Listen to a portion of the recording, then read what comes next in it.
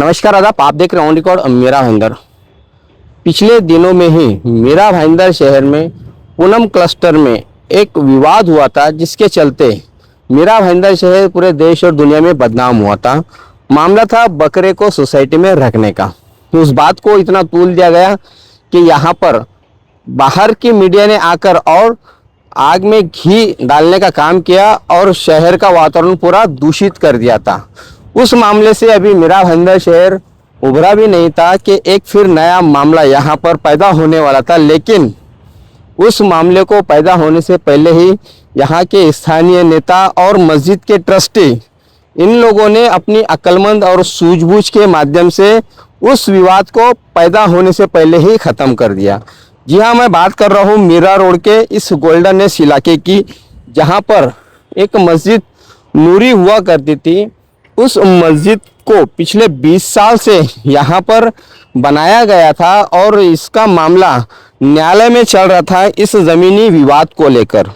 आखिर में न्यायालय ने फैसला दिया इस ज़मीन को लेकर कि ये ज़मीन यहाँ पर जो मस्जिद बनी हुई है वो अवैध रूप से बनी हुई है, इस पर ट्रस्टियों का कोई मालिकाना हक नहीं है।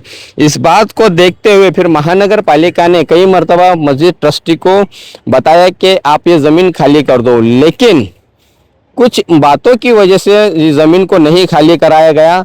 कल शाम आखिरकार मनपा आयुक्त राधा विनोद शर्मा ने यही मस्जिद से करीब 200 मीटर की दूरी पर ही एक मंदिर है, उस मंदिर और इस मस्जिद के जो यहाँ के ट्रस्टी है दोनों को बुलाकर उनकी बैठक ली और उन्हें बताया कि हमें यहाँ पर कार्रवाई करनी है, इस ज़मीन को खाली करनी है, तो आप कोऑपरेट कीजिए और अपना सामान निकाल लीजिए, रात में ही ये कार्रवाई होगी।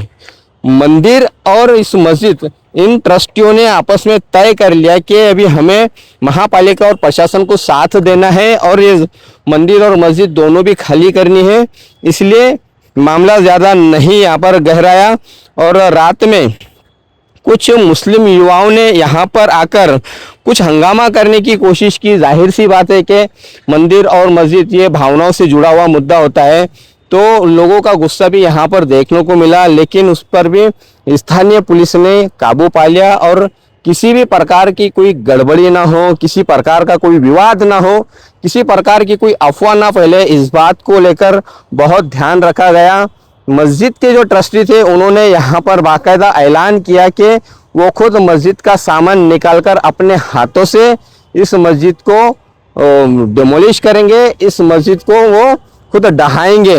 ऐलान समाज फरमा लें, मस्जिद के कमेटियों का ये फैसला हुआ कि मस्जिद के ताल्लुक से जो अभी आप लोग सुन रहे हैं, असल में बात यह है कि मस्जिद का केस चालू था और ये केस जो है मस्जिद कमेटी हार चुकी है।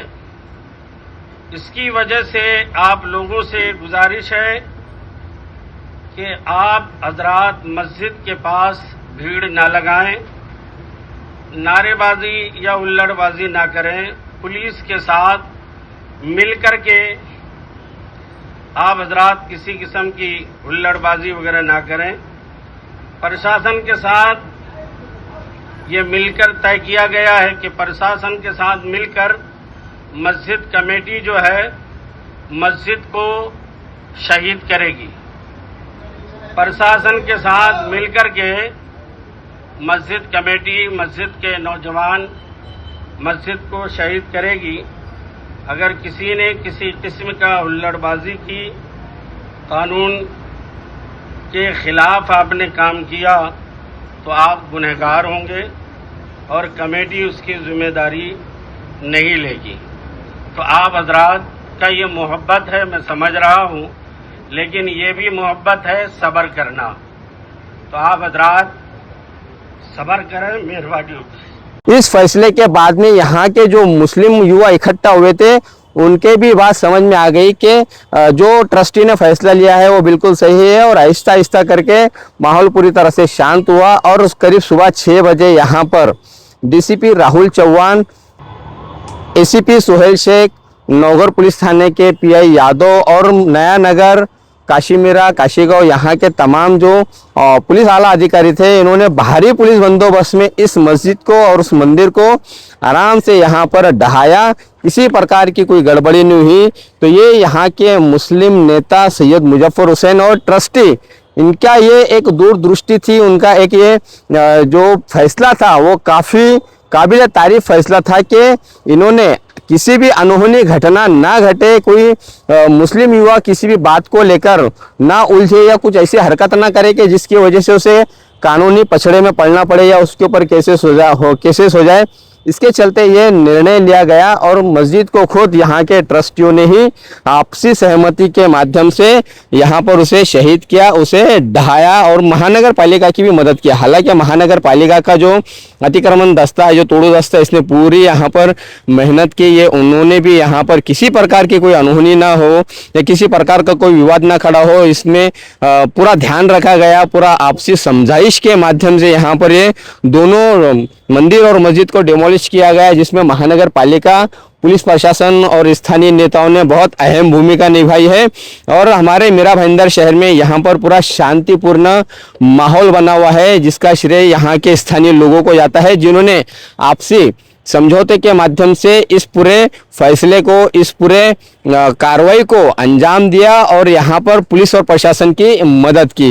हालांकि कई लोगों ने यहाँ पर इसमें मुद्दा बनाने की कोशिश की, लेकिन उन लोगों को नाकामी हाथ लगी। इस मर्तबा यहाँ पर कुछ नहीं हुआ, शांतिपूर्वक आप देख सकते हैं कि पूरे इलाके में शांति छाई हुई है और आराम से यहाँ पर पूरा महापालिका ने अपनी कार्रवाई को अंजाम दी।